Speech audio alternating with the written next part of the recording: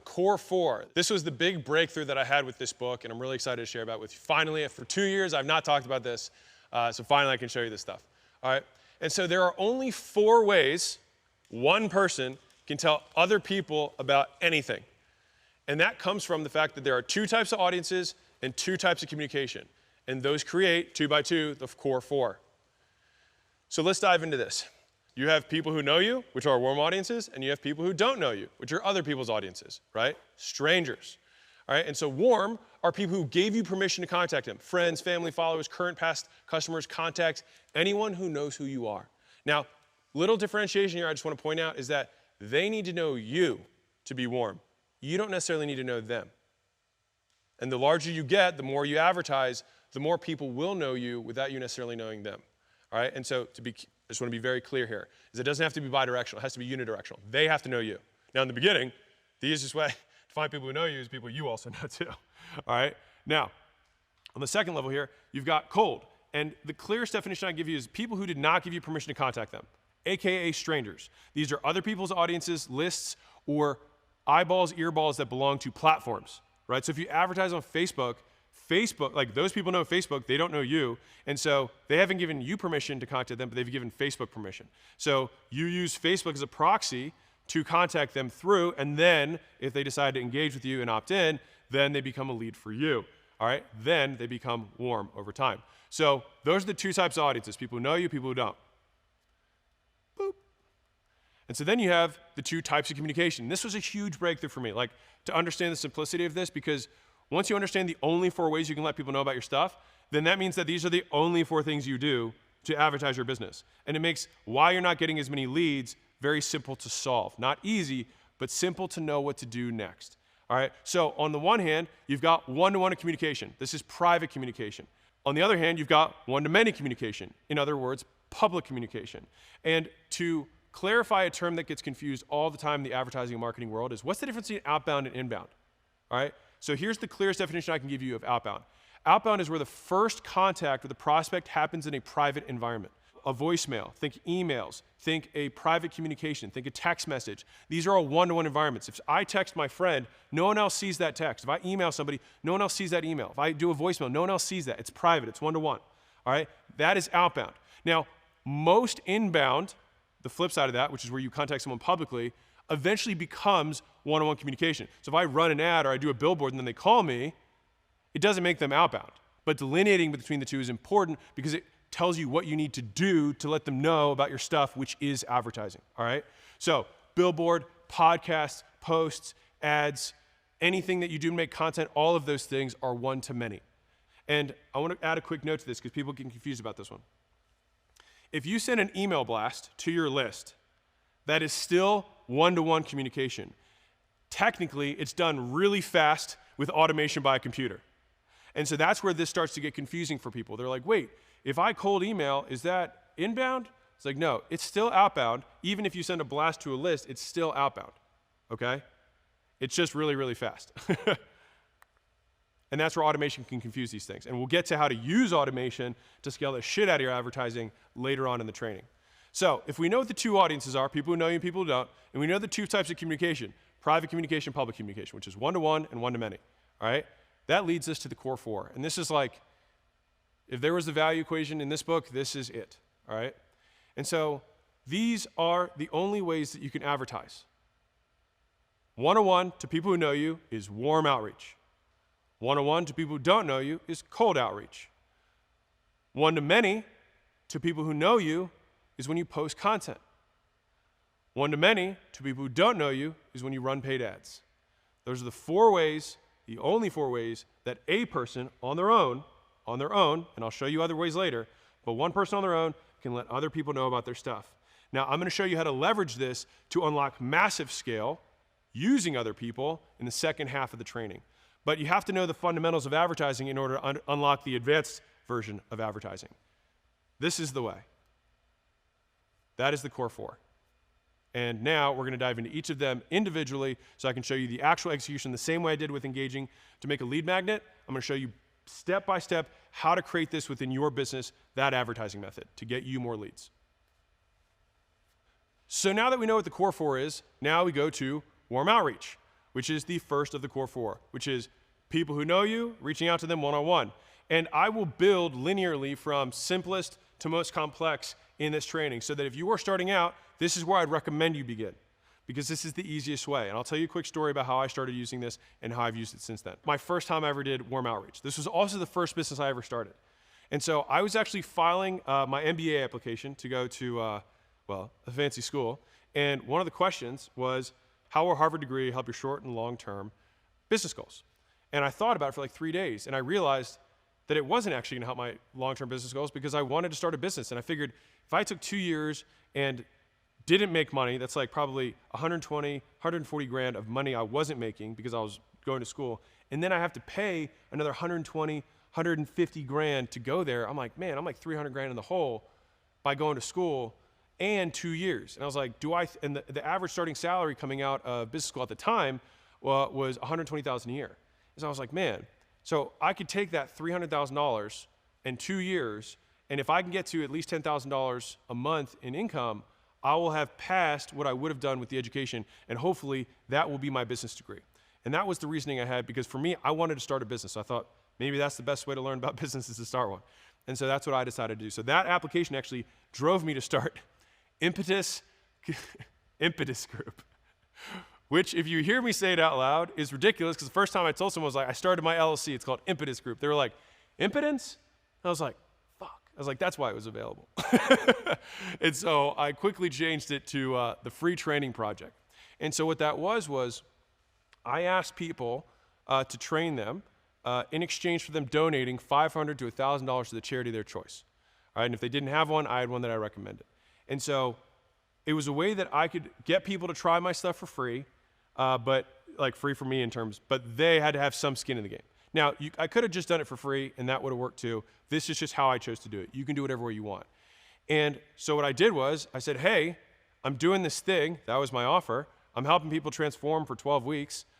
I'll do all their nutrition, all their training, all their grocery list, everything to help them transform, and I'll do it online. And I said, do you know anybody who'd be interested? And I messaged everybody in my contact list. And I messaged everyone I knew across all my platforms and all my cell phone contacts, and I got 6 people who said, yeah, I'd be down.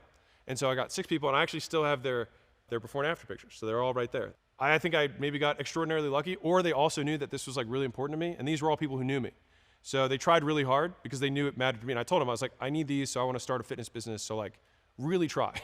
Like, I'll give you everything, but like, and I gave them my cell phone number, and I talked to them whenever they needed me, like I was just there. And to be really clear, this business only required an LLC, a bank account, and a cell phone. And that was how I started this business. I would text them the thing, and they would text it back to me. And that was it, all right? And so the key point here is that I worked for free, and then later, over time, I said, hey, do you know anybody else who'd be interested in this? And then they started referring me business. And at that point, I said, after the 12 weeks, I said, would you guys mind paying me? Because I'm actually gonna start doing this full time rather than my consulting job. And crazy enough, people were like, oh, I don't mind. And just like that, everyone converted over, and I was making about $4,000 a month from home. And I replaced my consulting income. And all I had was an LLC, a bank account, a way to process money, and the fourth one, a way to communicate, my phone and email, was the most important, because that's how I was able to make money and reach people. That's how I advertised. I didn't even know it yet. I was using the first of the core 4, and I still use it today, but that was the first time I ever did it. And so if you're starting out, it might be the most profitable and easiest way to get going. So that is warm outreach and my experience with it. So here's how it works. And again, we're gonna build this soup to nuts for you, this system. So if you're starting your first business, memorize this training. Like, actually, don't memorize this training. Do this training, and then go make money, and then you can move on to the next ones, all right? Just consider them like graduation levels. Now, and fundamentally, you can do any of the ways to advertise immediately. Like, if you have the skill set and you have the money, you could do any of the other ones too. This is, again, my story and how I did it. So warm outreach is one-on-one to people who know you, right? It is the cheapest, most reliable way to find new customers, all right? Cheap and reliable, good combo, all right? And you can do it without being icky. And I'm gonna show you how to do it without being a scumbag.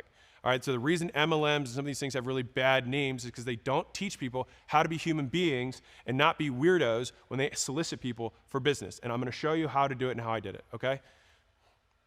So the first step of this, all right, so this is step number 1, is that you get a list, all right? Now, you might say, but I don't have any leads. Everyone has a list. And so right now, if you pull up your phone and you look at all your contacts, those are leads. You look at your social media, you look at Instagram, you see how many people follow you. Maybe it's 200 people. Fine. They have people that you have means to contact. You look through every one of your past emails because you've changed them so many times. You look at all the contacts of the people that you have emailed over the years. Those are leads. And guess what? If you add all those together, most people have contacted 1,000, 2,000, 3,000 people throughout their lives across the platforms that they exist on. And if right now you have no contacts in your phone, on Facebook, and you don't do social media, welcome to planet Earth. It's a great place. We'd love to have you. And if you want to get customers, you have to go where the fish are. And you have to find out where they're paying attention and put yourself there. So at the very least, you should know someone because everybody knows someone because you were born. All right, so everybody knows somebody. And so you take that list, and that is step one. You get your list. And so there's your proof. Grab your phone, all your email accounts, social media followers, put the names on a sheet. Put the names on a sheet, and you're like, wow, that sounds like work, Alex. Welcome to business. All right? Then add up the numbers on the sheet. You actually don't need to add it up. Excel adds it up for you. All right? And then figure out the number. That number is your starting list of how many leads you have. This is exactly what I did when I started a different business 10 years after this. When I started getting our software company, I made a list of every single person that I thought might be interested in this thing from every contact source I had. And that's how I started that business. And I'll tell you that because there's a more advanced strategy I'll show you in the second half of the training, but it still started with this core strategy of understanding warm outreach.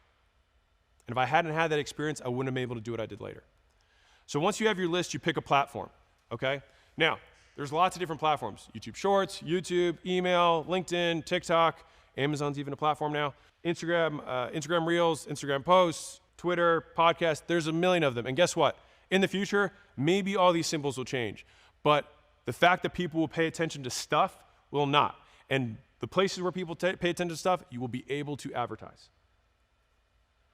So then you pick a platform. If you're like, well, which one do I pick? Pick the one you got the most contacts on.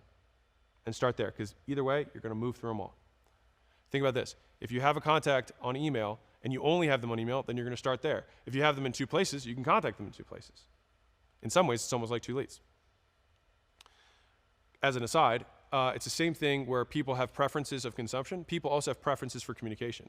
Like, I don't like doing phone calls, but I'm a decent texter. I don't really like messaging platforms much either. So like, if somebody emails me and somebody texts me and it's the same person, the likelihood I respond to the text is significantly higher. So don't feel weird about using multiple means of communication to get a lead to respond, all right? So you're like, okay, I have my list, I pick my platform, well, what do I say? So here's what you do. You look for 30 seconds to see what's new in that person's life. You look at their social media, you look at their business, you look anywhere you can find stuff, you type their name into a search engine, and you see what comes up, all right? And then you ask them about it. Notice, is there anything icky about asking somebody who you know about themselves? First rule of Dale Carnegie, people love talking about themselves. Let them. This is pretty easy, right? We're moving through this pretty quick. Like, it doesn't have to be complicated. So what we're doing there is we personalized. Instead of just saying, hey, want to buy my thing, you say, hey, saw you had a baby. Hey, saw you just moved cities. Hey, saw you played guitar at that thing this weekend. It looks awesome. How was it?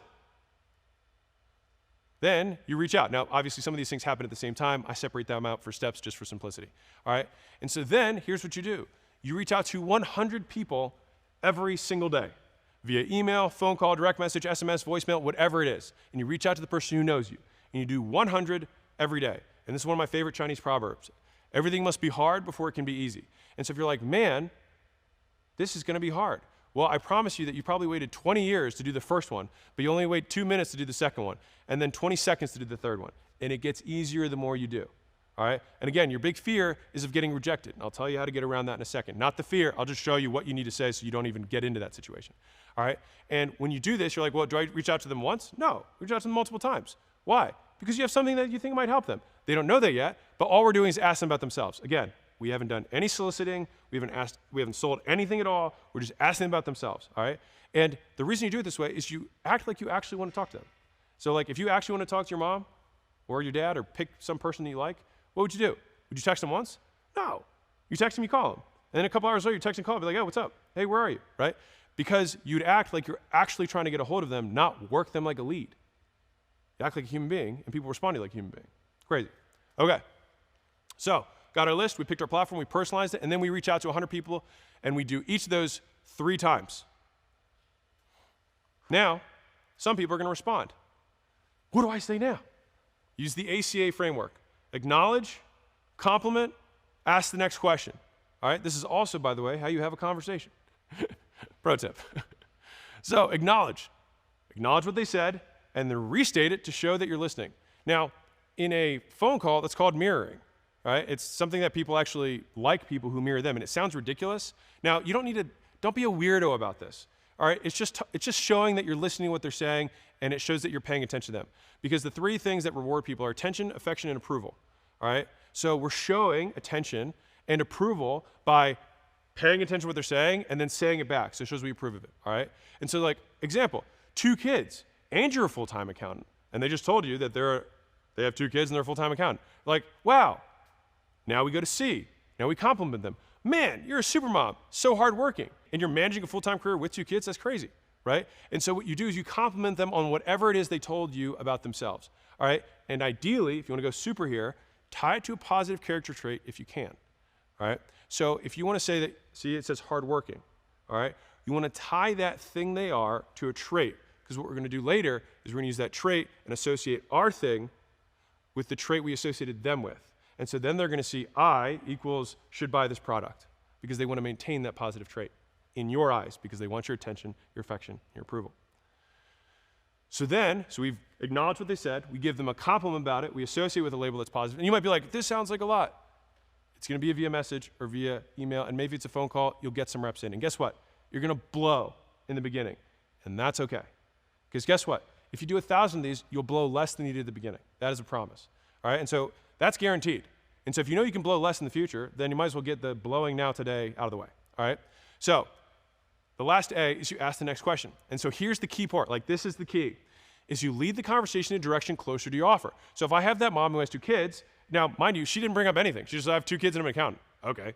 Well, there's nothing new there. That's fine. I use a purposely boring scenario to show you how this works. So if I were selling therapy, then I'd say, hey, do you ever get time for yourself? If I was selling fitness, I'd say, hey, do you have time to get workouts in? Or how do you prep your food? Or how do you prep your food for yourself and your family? These are all ways that I could weave that in. If I was selling cleaning services, I would say, hey, do you have anyone who helps you around the house? It doesn't matter what they said in the beginning. You can still ask and lead the conversation in whatever direction you want. ACA. Acknowledge what they said, compliment them for saying it, and then ask a question that leads them one step closer to what we're ultimately going to offer them, okay?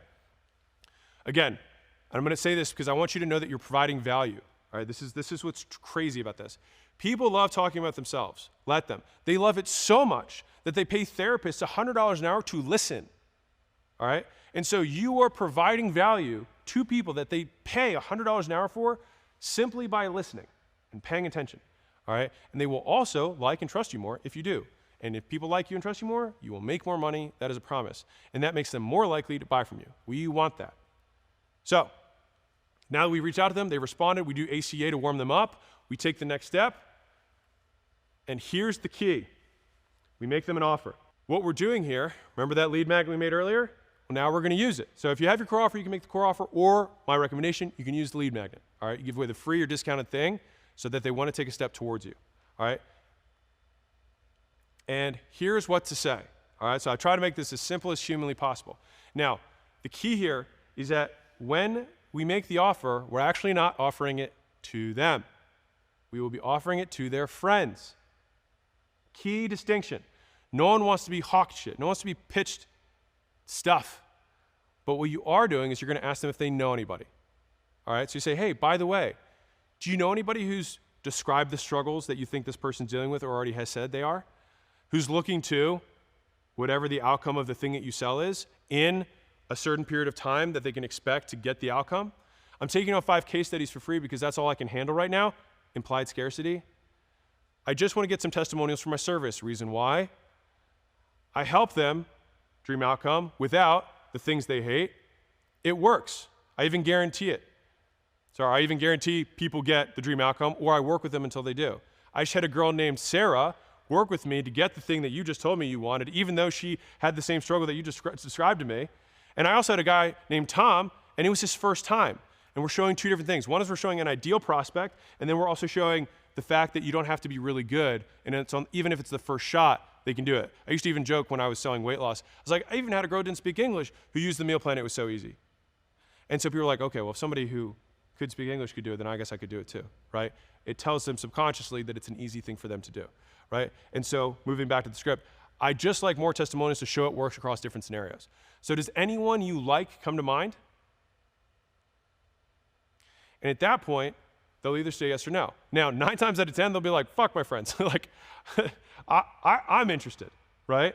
But if they don't and they say no, then you say, haha, does anyone you hate come to mind? And then it kind of helps you break the ice there. That's why I say, does anyone you like, any friends you like come to mind that might like benefit from this, that I can help out with this, that might be interested in this? What I don't want is for you to take this word for word. I want you to take the ideas and apply it to yourself and use your own. Like if you would never say something this way, then don't say it this way. Say it your way. And again, this is where the reps comes in. And you'll learn the reps and you'll learn how to say it and then it'll sound like you. All right, but these are the core things we're saying here. And you'll notice from the first book, we're actually hitting the 4 elements of the value equation. We talked about the dream outcome. The perceived likelihood of achievement is implied because we show multiple testimonials in our little mini pitch. We talk about the time delay, how quickly, and we talk about how we can do it without the effort and sacrifice. All of those things in a short statement. Now you can do this via email, you can do it on the phone, you can do it via message, and this might be broken up into 2 or 3 messages back and forth, but fundamentally, this is what we're communicating, all right? Now, I like that, do you have a friend who comes to mind? Because you can also like, okay, well, do you have an enemy who comes to mind? It breaks the ice and makes it seem like way less pressure, okay? And that breaks the awkwardness. Because remember, and this is the big underlining point, you're not soliciting them. You're asking them if they know anybody who would like the thing. And so in that way, you can basically sidestep all the ick associated with pitching stuff or that you've maybe been pitched or have negative experiences with, okay? And so not asking them to buy, we're asking if they know anyone, and we're asking them if they know anyone who wants something for free. We're not even asking them to buy. We're asking them if they want our lead magnet. That's massively discounted or free altogether. Do you know anybody who would want my book on leads? I just wrote it, it's free. Do you know any business owners who could benefit from that? Local businesses or national, either would work.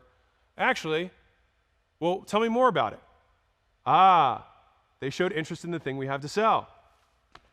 One step forward. Now we have a conversation. And so if you have even less time because you're like, man, that's a lot of stuff. Basically, you're just saying, hey, I help ideal customer get dream outcome in this time period without effort and sacrifice. And I've done this a lot of times. Here's some examples. All right, and this is the short and sweet version that works well for email, text, DMs, calls, in person. Just fill in the blanks, okay?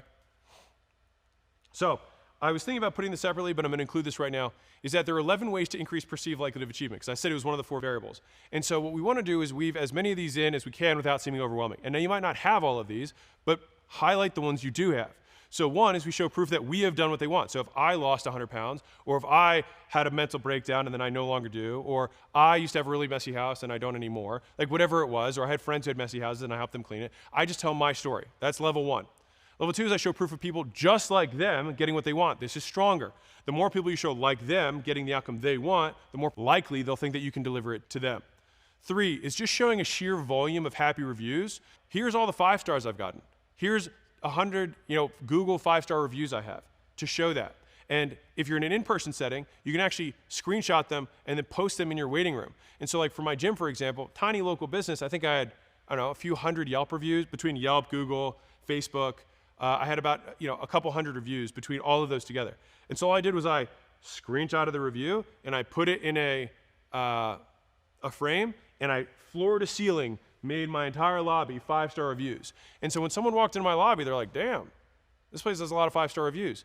All I did was take what was already online and I expanded it and made it, I emphasized it. And so what we do there is that now when I'm making my offer, no one's gonna be like, well, how do I know it's gonna work? I would just be like, why do you think it won't work? Right? And so this is why having lots of proof is really important. And also the reason I want you to start doing this for free so you can get more case studies early so that when you have that person, when you're asking for money later, you have proof, all right?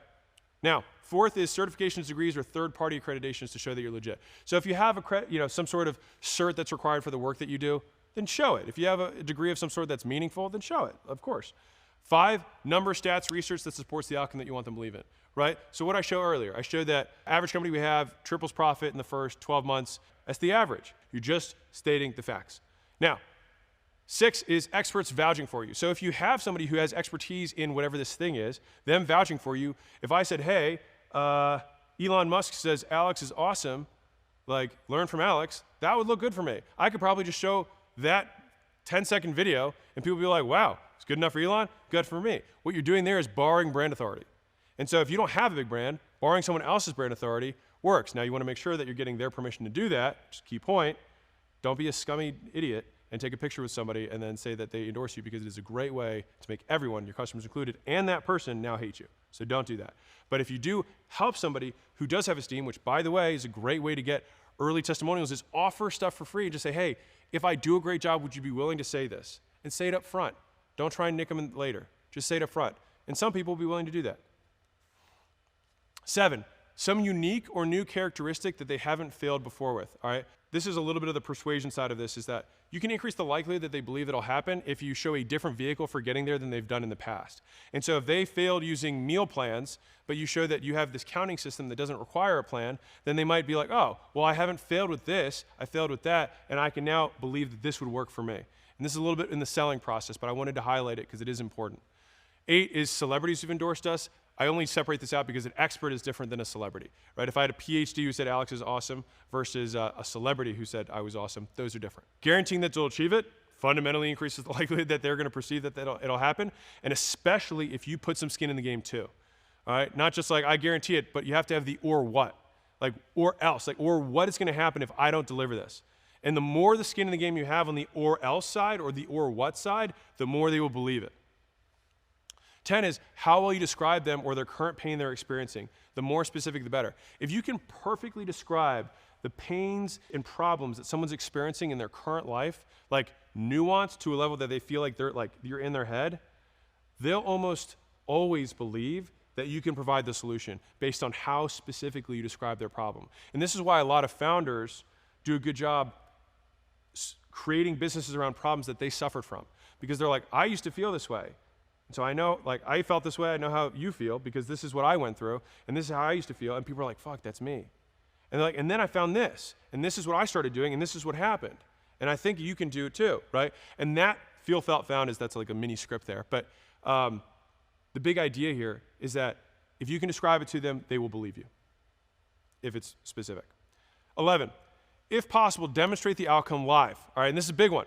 If you have any kind of product or service, and this is where it takes marketing genius to figure this out, okay? Showing it happening in real time. So I got sold some cleaning product from a guy who was going gym to gym to gym. And he said, hey, do you have any? And he barely even asked. He's like, oh, I got that stain. He's like, let me clean it for you. And he took all these, these really, like they were gum. It was gum that had been stamped into my turf, impossible to get out. And he had this stuff and he got rid of it. And I was like, hot damn. And he did like 2 or 3 spots and I was like, oh, that's nice. And he's like, hey, and he immediately was like, hey, this gym, this gym, this gym, this gym, this gym across the street all bought some. Do you want some? And so in like 60 seconds, he demonstrated value. He did it before my eyes. Perceived likelihood went through the roof. And then he showed social proof. And I was like, shit, how much is it? And I always appreciate the hustle. Guy's sweating. He's like, summer. It was $100 for some cleaning solution, which is ridiculous. It was probably $1. But it worked, right? And so that is easier if you have a physical demonstration. Now you're like, well, I can't do that in front of someone. Make a video, make it into an ad. Make a video, send it via message. It still works, all right? Like, but what if I sell a service that's more complex? Well, what if I'm a marketing agency? Well, then you say, hey, here's a call from one of our customers getting a lead from our services. Let me send it to you. Can you handle a call like this? And then they're like, oh shit. That's what it's demonstrating in advance what it would look like to receive the value of the service. My likelihood of having it happen in my mind goes up because I, as a salesman, is asking them, can you put yourself in the person's shoes who's receiving this lead? What would that be like for you? Would you be able to handle that? They're like, well, I mean, yeah. How many do you think you could handle? Oh, right? We already passed them believing it's going to happen. We're already getting them to pick how many, right? Little things that increase the likelihood that someone believes you. We warm them up, we invite their friends, we make it likely. Now we make them the easiest offer in the world. We say, hey, since I'm only taking 5 people, I can give you all the attention you need to get brag-worthy results, and I'll give it all for free so long as you promise to do 3 things. 1, use my product or service. 2, give me feedback. And 3, leave a killer review if you think it deserves one. Does that sound fair? That's the easiest offer in the world. And you make it to them or their friend, whichever. And then you see the 5 people there, they say, okay, I'll give it a shot. And here's why we do this. Because I know some people will be like, man, Alex is telling people to give all their time away for free. That is not what I'm saying. I am saying that number one, you get the reps in and become comfortable making offers to people, because some of you guys are so nervous to ask for anything that you shit your pants. So you're just offering free stuff. It'll calm your nerves knowing that you're just helping people for free for now. Winky face. Two, you probably suck for now because you're new to this, right? And people are far more forgiving when you haven't charged anything. And so if you mess up a little bit in the beginning, they're a little bit more forgiving than if you charge them for stuff.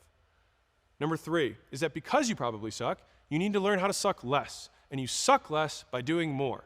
And so this gives you a great way to get those reps in, right? And it's better to have a few guinea pigs to get the kinks out, and you'll learn a ton from the people you help for free, I promise. You actually are getting the better end of the deal here. They're getting probably some mediocre to terrible service, and you're getting this free education from them. And maybe even some testimonials, some reviews, and by the way, they refer friends later, all right? So even though it may not feel like it right now, this is a great ROI for you. And number four is that if people get value, especially for free, they're far more likely to, one, leave you positive reviews and testimonials than they otherwise would. They might not normally have left you a review if they paid for it because they've given you some value. But since you didn't ask for any money, they're far more likely to give you a review or a testimonial, or both. Two is that they'll give you feedback. Especially if they don't like it, they'll tell you why they don't like it. And that's valuable. Don't let your ego get in the way. Like, we're here to make money, not be right. At the end of the day, the customer is the one who's going to tell us if we're good or not. So fix it. Okay, I'm going to give you a tip that's not in the book. Whenever someone starts giving you feedback, immediately thank them. Like, as they're saying, like, dude, thank you so much for telling me this. Because what it'll do is it'll encourage them to tell you even more later. What happens is people are even afraid to give feedback because they've been punished so many times for giving it that people don't even want to give it. So if you show that you're a good source, be like, oh man, what else do you think we could do? Do you think if we did this, that would be better? Like, you take it as a curious cat, not as somebody who feels judged or your ego. So you're like, oh, of course I suck. I'm brand new to this. It would make sense that I suck. It probably was terrible. Thank you so much for telling me. I want to do better. And everybody will help somebody who just admits fault and says, I want to do better. Will you give me the opportunity to do better? Most people say yes, right? If people do get value, guess what they'll be likely to do? One, they'll be likely to stay and pay for more, and they'll send their friends and family. And guess what? You can charge them. You make money from free customers in three ways. Number one is that they convert into paying customers. Number two is they send you paying customers via referrals. And number three, their testimonials themselves bring in paying customers. So this is a very high ROI activity. It's just delayed. That's all. And remember, we're thinking long here. You just started or you're just getting into this. We're thinking long. Here's the hinge method, all right? This is a little tactic that I'm going to give you right now. Is that if you ask for a referral from a customer, get a three-way introduction. That's why I call it the hinge method. Or so my favorite way to do this in person is grab their phone and say, hey, what's the name of your friend or whatever? And then you pull them up, and then you put your name in, and then you snap a picture of you and the person, and you hit send. And then there's a three-way text with a picture of you and the person they know. That trust transfers partially to you. And guess what happens next? People are far more likely to respond to your message that you take out your phone and message to that group. And now you have a conversation, and it's way less likely that the friend will ghost you because they see that their friend is watching. And what will probably happen is they'll side message their friend and be like, is this guy legit? And the person will be like, oh yeah, he's awesome. And then they'll respond. And then you have trust, they show up, they buy. That's how it works. If you're in person, try and do that. If you can't do that in person, then at least get a three-way introduction via Messenger or DM or chat or whatever feature, because you'll get a significantly higher response rate from those leads than if you were to just say, hey, what's your friend's name? And then you cold message them. Way better to have the friend make the intro. And the key here is make it easy for the friend to make the introduction. That's the TLDR of this slide. So at the end of this, if they say yes, I want to continue to buy from you, then guess what? You got a free customer. If they say no, then they give you information to improve on. So you say, hey, what would I have to do to make it worthwhile for you to continue? And then they'll tell you. And you say, so if I did that, would you then continue? And then they'll say, yeah, sure. And if you do that, then they will, because then you got the commitment from them. And so either way you win. So you ask them at the end, do you want more? They say yes, great, you start making money. They say no, you have information, you ask them what you need to fix, you fix it, and then they become a customer. Either way you win. And even if they don't, you still get the info and you improve it for the next guy. All right? And so this gives you a chance to solve the problem and exposes hidden costs to make your product better. All right? Now, hidden costs are all the other costs associated with your thing that aren't monetary. So for example, if I did, whatever, I make video edits for people, all right? That's what I do. I say, okay, I'm gonna do this for free, but my customers still don't wanna do it with me. Why? Because it still costs them too much. Because you're asking them to talk to you once a week, give you feedback on stuff, you're asking them to record content, like those are all costs. Now, they're not in the fee, but they are still cost to the customer. And so when they say it's not worth it for me and they give you the reasons why, those are the things that you can actively solve. You say, okay, well, what if instead of recording, I grabbed it from the content you already have? Okay, great, well, I'd cut out that step. What if instead of meetings, I can just send you a report every week? Would that work better for you? Okay, instead of you giving feedback, what if I just send them to you and you just approve? So, okay, well, I just took out all three of those pain points. And I'm giving you this micro example, but every service, every product has hidden costs. And those hidden costs are the negative or inverses of the value equation. And so we want to find those out as fast as we can, fix them, so we make our thing more valuable. And so the last line there I like a lot, which is, just because it doesn't cost some money doesn't mean it's free. Now you're like, okay, so I have my list, I picked my platform, I personalized the message, I started reaching out to them, I ACA'd, I warmed them up, I got them to invite their friends, I made the easiest offer in the world. Now what? Well, start back at the top, right? You have 1,000 leads, you got 2,000 leads, you reached out to them a few times. That'll probably take you a couple months. And guess what happens? Shit changes.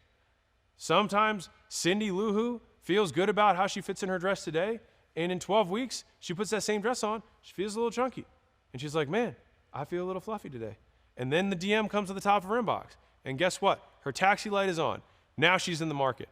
And so you just don't know where people are in the specific time when you message them. And this is why it's so important to reach out to people more times in more ways, because you want to do it at a place and convenient for them in the macro, but also convenient for them in the micro. Sometimes Cindy might have been trying to lose weight the first time you messaged her, or the second time you messaged her, but she might have been getting out of the van with her kids and be like, I'll get to it later, and then she forgets. So don't have an ego about like, they didn't respond to me, how dare they exist? It's just ridiculous. Like, just get more at bats, ask again. We're just talking to them and asking them a question about themselves. Remember, we're just providing free value here. Finally, you're like, okay, Alex, where do I make money? I got you. Now we start charging. So here's how you know when you're good enough, is that when people start referring or you don't have more capacity to take people on. When that happens, you swap free in that script to 80% off for the next 5. And then you go 60% off for the next 5. And then 40, and then 20, and then you're full price. And guess what? After you're full price, you can still keep bumping the price every 20, every 5 until you find your sweet spot where you have enough people still saying yes and your roster's full. Because when we do it this way, the way I'm outlining, you create scarcity because you get yourself to capacity. And I'm purposely doing this for you because at that point you will feel abundant in terms of the number of customers you have. And so you won't take on crappy people, and you will actually be like, honestly, my time is limited. And you'll be able to, with conviction and ethically say, I can't really charge any less than this. Like, it doesn't make sense for me. And you can be truthful about it. And then what's crazy is that when you have the rest of these people who start coming in and paying, you can turn to the people you're doing it for free and say, hey, I got all these people that are paying me, like, I either have to pick them or you. I'd rather keep working with you. Would you be willing to? And if they're yes, great. You just converted somebody. And if not, no sweat. You have somebody lined up waiting for you. So either way, you win. So this is the foolproof way or the simplest way that I know of to get somebody from free stuff, providing value they know, to slowly beginning to charge. All right, and this is a process. Now, if you want to do every 3, go every 3. The concept is more important than the actual numbers. If you want to do 25% jumps, do 20. You want to do 50% jumps, it doesn't matter. The point is that you can commit to a process, and then on a long enough time horizon, you will win. And so every 5, raise the price 20% or more, all right? So I think it's a good one to just keep all the way throughout, because guess what? The more you do, depending on what the service is, you might be able to just continue doing this ad infinitum, as in forever. All right, now you might have to do it every 10 or every 20, but you can still, over time, as long as you have your constrained capacity, you can continue raising the price, all right? And it gives you true scarcity, which will convert at a much higher percentage in your sales. And so I'm gonna give you a little snippet from The Secret course, which by the time you're watching this, you will know that it exists, is that one of my favorite little hacks here is something that I call the pre-play post guarantee, all right? So you can get more cash up front and more yeses at the same time. So more people buying and paying up front. So here's how it works. Offering a guarantee gets more people to buy because it reverses risk, right? So here's the nice twist on it, is that you can offer a guarantee only to people who pay up front. Reason why? People who invest up front are more committed, and as a result, we're able to guarantee their outcomes. So if you like our guarantee, then you can prepay for the service. And so it gives you a really strong reason why for someone to prepay for 12 weeks or 6 months or whatever the time period of the service or the thing you have, or prepay for a bulk purchase if you're talking about inventory, all right? And another version of the wording that I got from my good friend Dr. Cashy, which I really love, is that after the person agrees to buy, they've already agreed to buy, they've already said, yes, I'm buying. You say, would you rather pay less today or get all your money back? And a lot of times people say, well, I'd rather get all my money back. And so paying less today means a payment plan. So less money down. Get all your money back equals you prepay and get a guarantee that results in the thing you want. So example is that pay less equals $2,000 a month for 3 months equals $6,000 with no guarantee. Or get all your money back is $6,000 up front with a guarantee. Interesting, right? And when you present it this way, the majority of people, here's what's crazy, majority of people will take the upfront cash option with the guarantee. All right, so if you planned on offering one anyways, like if you plan on offering a guarantee anyways, then you might as well weaponize it to incentivize more people to say yes and pay up front. So just a little hack for you. So that's how you start charging. And now you're like, okay, I've worked my list, I'm at capacity, I have all these people, I'm selling, I'm a gazillionaire, Alex, what do I do now? Well, you still have a list of people that you have contacted, that you took all this time and effort to put together and reached out to. So what do you do with them? You keep them warm. How do you keep them warm? You provide value. So you provide value, provide value, provide value, and then every once in a while, you throw in what Dean Jackson's famous 9-word email, which is, are you still looking to? 4-word desire. Buy your dream home, get more sales leads, tone up your arms, open an online store, start a YouTube channel, whatever it is. And that's it. Make it very simple. Small call to action, interrupted by lots of value. And this leads us very naturally to the next type of advertising, which is content. Because when you're keeping your list warm, you're fundamentally talking to many people at once, and then that leads us to the next one. And so here's your little action checklist, is that who, this is gonna be you in the beginning. What, you're gonna be giving your first 5 free. Where, you're gonna be messaging, phone calling, physical mailing, SMS, etc. Who, the context you already have access to. When, your first 4 hours of your day. So if you're starting out or you're trying to advertise, first 4 hours of every day is this. This is your 100 reach outs, all right? Why? Because you're trying to get customers or get introductions to customers. How are you gonna do it? You're gonna personalize your message and then use ACA. How much? 100 attempts a day. How many? You're gonna follow up 2 more times after the first. And how long? Until you get customers. And so I have this little quote here. You can get good enough at almost anything in 20 hours of focused effort. The problem is, most people spend years delaying the first hour. So don't delay the first hour. Watch this thing, do this checklist, and start today. And so here's what to expect, because you might be like, all right, well, how am I doing? Typically, 1% to 2% of the people that you reach out to will buy. So I just wanna set this up. Like if you reach out to 20 people, like no one bought, it's like, duh. Like 1% is 0.2 people, and 0.2 people don't exist. All right, so 1% to 2%. So expect 80% not to reply. Of the 20% that do reply, and if you're doing better than this, awesome, amazing, you're killing it, okay? So if you're getting 20% to reply, of those 20%, you get some of them to reply and get the free thing. And then of those, 1% to 2% will buy. So of 100 reach outs, you'll get 1 to 2 people who wanna buy your thing. And so when you look at your list of 2,000 leads, guess what? You've got 20 to 40 customers in there. And for most people, that will replace your job and your income.